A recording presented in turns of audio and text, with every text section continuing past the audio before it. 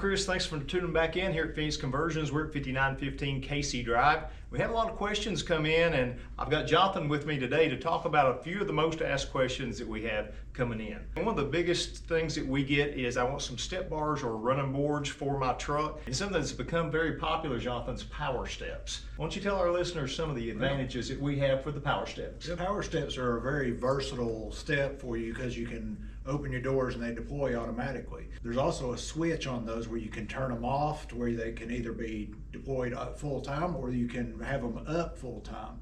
And there's a very sleek look to them because when you shut the doors, they retract up against the rocker panels and just out of sight, out of mind until you need them. And they also have lights on them so you can open your door and have a light on your steps so you can see to get out. So I mean, they're a very versatile product. A little more expensive than other steps, but they're very good product. Cool, yeah, I see a lot of them now, especially on the factory vehicles. You'll see those, but they're dual motor, 600-pound capacity, aluminum. I like the way they tuck up under where you don't even see them when your doors are closed. Right.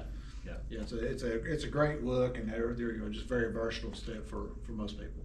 Cool. Something else I get a lot is tire sizing. How do you determine what size tire and what do those sizes even mean? Tire sizes are kind of like engine sizes. We still measure them with the metric system. You get a 31-10-50, that's 31 inches in diameter, 10.5 inches wide, usually on a 15 or 16-inch wheel. Where it gets tricky is like, let's say a 285-70-17. What do those numbers mean? Well, 285 is 285 millimeters wide. The 70 number represents an aspect ratio. So in other words, it's 70% of 285 millimeters tall. The 17 would be the diameter of your wheel.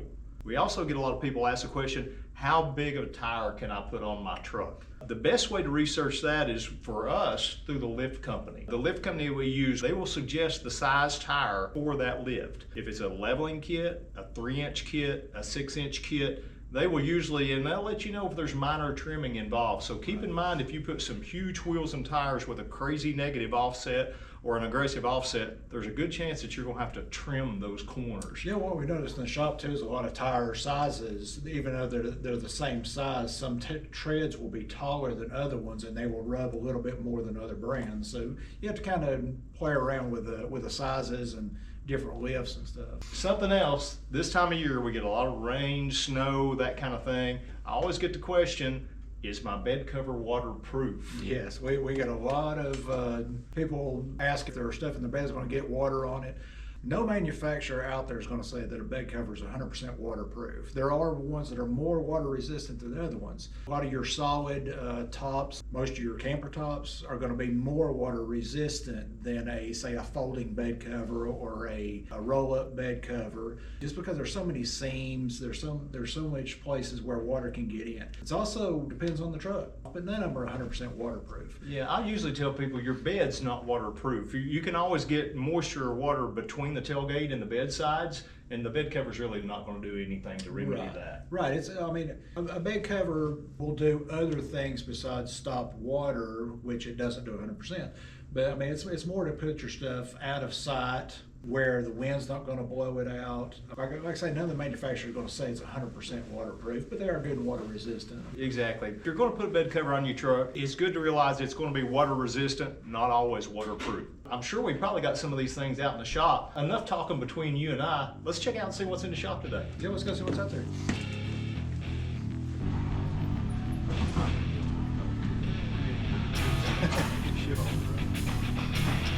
Yeah, so we got Jonathan out here at the shop, and Jonathan, show them around what we got going on today, man. All right, man. See you later, man. See you later. All right, we talked about bed covers. This is a Work Sport AL4 bed cover that we've got on this truck. I just wanted to show you a little bit what I was talking about water penetration. So the edges of the tailgate, if you spray water against this, or if it's pouring down rain, I mean, the water's going to get in a little bit around it. There are ways to stop some of that, but it's never 100% waterproof. Same thing up at the front of the cover. You've got areas up under the bed cap and slots up here where water can penetrate into it. We try to seal that off as best possible with butyl and foam and manufacturers' rubber seals, but there's always a chance that water's going to get in somewhere.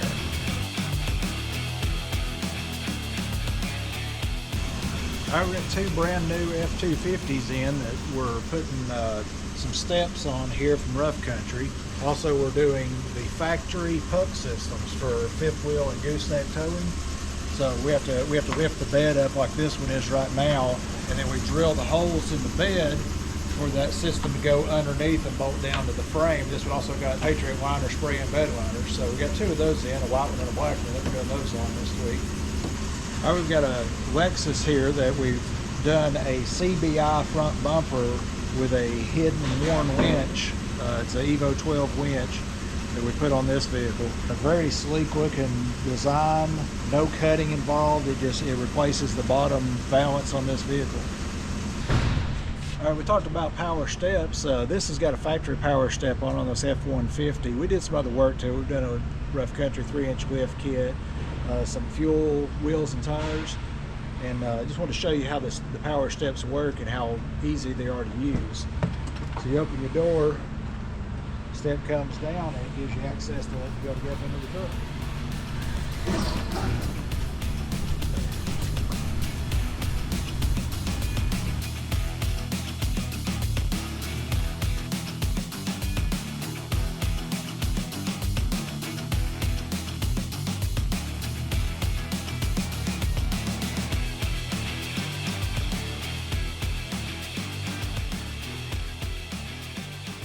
This Super Duty's in for some air ride on it. They've got a big trailer and kind of getting some sags to it.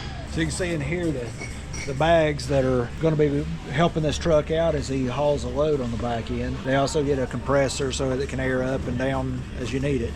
This truck came in for some ranch hand accessories. These are the ranch hand running steps. They're called the Legends. James is up here getting ready to put on the ranch hand bumper and grill guard. Those are very heavy duty. You hit a deer, you hit anything, it's going to stop it. So here's a Jeep we just got done with. Did a Blue Ox base plate on it for towing behind an RV. Also got a Blue Ox Patriot brake system. So this Jeep's ready to go down the road. Just wait for the customer to come get it. Hey, let's go see what Chris said to. I think he's got some wheels and tires over there he wants to talk about. Yeah. Talking earlier about wheel and tire sizes. These particular tires are some Falcon Wild Peak AT4s on some Method matte black wheels. These are 285/70/17, so pretty popular size. That would mean these were 285 millimeters wide, which is a little over 11 inches by 70 by 17. That means that the aspect ratio of this tire is a 70, which means that's 70% of 285 millimeter, of course, on a 17-inch diameter wheel. These particular wheels are 35 millimeter positive offset, so they should fit nicely on new Bronco. I've noticed too, Chris, on a lot of these tires, even though they're in metric, they also have a label on it that shows that it's a 33 by 1150. So it also gives you the standard measurement on the tire. Yeah, that's something new, which I think is really cool, because a lot of people still go in SAE measurements. Like you said, it means it's a 33-inch tall diameter by 11.5-inch wide tire. So it gives you the metric plus the SAE, which comes in handy. It's cool. Hey man, thanks for showing us around again today. A lot going on in the shop at Phoenix Conversions, as always. I'm glad we could show some of the stuff, that we've talked about earlier. So yeah, we had it in the shops to Absolutely. Look at. I think we're going to go see Brad talk about Lomax bed covers. Thanks See a you lot, later, man.